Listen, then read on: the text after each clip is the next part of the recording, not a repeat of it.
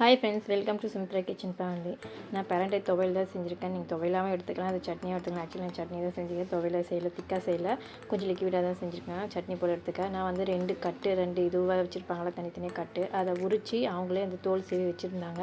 But இருந்தாலும் லைட்டாக கொஞ்சம் நான் சீவனால கையெல்லாம் பயங்கரமாக எரிச்சல் எடுத்துக்கிச்சு. நீங்கள் க்ளவுஸ் அந்த மாதிரி எதாவது போட்டுவிட்டு பண்ணுங்கள், நீங்களே பண்ணுறதா இருந்தால். இல்லை நிறைய நமிச்சல் எடுக்கும் இது. நான் கிட்டத்தட்ட நிறைய 2 கட்டுனால நிறைய இருந்துச்சு. ஸோ நான் வந்து கருப்பு உளுந்தும் ஒயிட் உளுந்தும் எடுத்துக்கிறேன். கருப்பு உளுந்து ஒரு கையில் எடுத்துருக்கேன், ஒரு 3-4 ஸ்பூன் எடுத்துக்கேன். 2 கட்டினா நீங்கள் எந்த அளவுக்கு எடுத்துக்கிறீங்களோ அந்த அளவுக்கு எடுத்துக்கோங்க. உளுந்து போட்டு செஞ்சு பயங்கர டேஸ்ட்டாக இருக்கும். நீங்களும் செஞ்சு பாருங்கள், இதே போல் செஞ்சு பார்த்து கமெண்ட் சொல்லுங்கள் கண்டிப்பாக. அப்புறம் வெள்ளை உளுந்து ஒரு 3 ஸ்பூன் போட்டுக்கிட்டேன். காஞ்சி மிளகா குட்டி குட்டியாக போட்டுக்கிட்டேன், ஒரு 5-6 காஞ்சி மிளகா போட்டிருக்கேன். நீங்கள் நிறைய காரம் வேணுன்னா கொஞ்சம் அதுக்கேற்ற போல் குறைச்சி போட்டுக்கோங்க. நான் பூண்டு சின்ன வெங்காயத்தில் போட்டு இதுவுமே காரம் நிறைய இருக்கும். ஒரு பூண்டு வந்து ஒரு கைப்பிடி அளவும், வெங்காயம் ஒரு 10-15 இருக்கும். அது நிறைய இருக்கும், 20 வெங்காயத்துக்கு நிறைய இருக்கும். சின்ன வெங்காயம் போட்டிருக்கேன். இது மட்டுமே போட்டு நல்லா ஃப்ரை பண்ணி நல்லா வதங்கணும் எண்ணெயிலேயே. அதுக்கப்புறம் கருவேப்பிலை, கொத்தமல்லி, அலசி போட்டுக்கலாம். இதையுமே நல்லா வதக்கி விட்டுக்குங்க. பூண்டு நல்லா உரிச்சிட்டு உரிக்காத கொஞ்சம் போட்டுக்கலாம், நல்லா வாசனையாக இருக்கும்.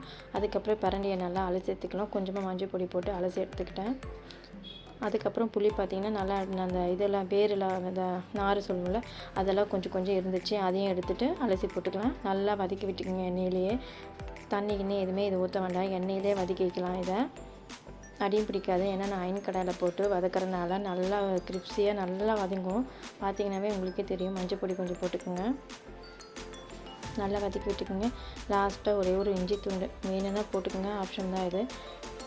நான் காரம் அதிகமாக சேர்த்துக்காதனால நான் இஞ்சி இதை போல் ஐட்டம்லாம் போட்டுக்கனால காரம் எனக்கு கூடுதலாக கிடைக்கும். நீங்கள் வேணால் பச்சை மிளகா, காஞ்சி மிளகா நிறைய ஆட் பண்ணிக்கோங்க. நீங்கள் துவையலாக கூட இதை கூட செஞ்சுக்கலாம்.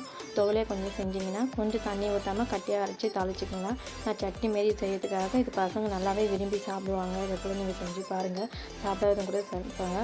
நீங்கள் நான் சட்னி வந்து ஆல்ரெடி நான் அரைக்கும் போது கொஞ்சம் போட்டுக்கிட்டே இப்போ கம்மியாக இருந்துச்சு, டேஸ்ட் பண்ணி பார்க்காது. கொஞ்சம் உப்பு சேர்த்துக்கிறேன், நீங்கள் தேவையான அளவு சேர்த்துக்கோங்க. அதுக்கிட்ட போல் எண்ணெயை ஊற்றி கடுகு ஒரு உளுத்தம்பருப்பு போட்டு தாளிச்சிக்கலாம். பொரிஞ்சு வந்தோடனே போட்டுக்கலாம். நல்லா கலரி விட்டுட்டு கொஞ்சமாக தண்ணி ஊற்றி அதில் கொதிக்க விட்டுக்கலாம். கொஞ்சம் நேரத்துக்கு தண்ணி ஊற்றினால நீங்கள் துவையல் மாதிரி பண்ணி எடுத்துருந்தா கட்டியை அரைச்சிட்டு அதில் தாளித்து போட்டுக்கலாம். சாதத்துக்கு, இட்லி, தோசை எல்லாத்துக்குமே நல்லாயிருக்கும். இது சாப்பிட்டு பாருங்கள், உண்மையிலே செம்ம டேஸ்ட்டாக இருக்கும். நான் அன்றைக்கி வந்து கூட்டு பண்ணியிருந்தேன், காலையில் வத்த குழம்பும் பண்ணியிருந்தேன். அது கூட காம்பினேஷனுக்காக தோசை சுட்டு சாப்பிட்டேன். உண்மையிலே செம்ம டேஸ்ட்டு. வாழைத்தண்டு கூட்டும் அப்புறம் காரக்குழம்பு, வத்த குழம்பு தான் பண்ணியிருந்தேன், வெண்டைக்காய் போட்டு. பிடிச்சிருந்தால் லைக் பண்ணுங்கள், ஷேர் பண்ணுங்கள், சப்ஸ்கிரைப் பண்ணிக்கோங்க. தேங்க்ஸ் ஃபார் வாட்சிங். பாயிண்ட்ஸ் பென்ஸ்க்கெலாம் ரொம்பவே நல்லது, மூட்டு வலிக்கெலாம் ரொம்பவே நல்லது. நீங்களே ட்ரை பண்ணி பார்த்துட்டு சொல்லுங்கள்.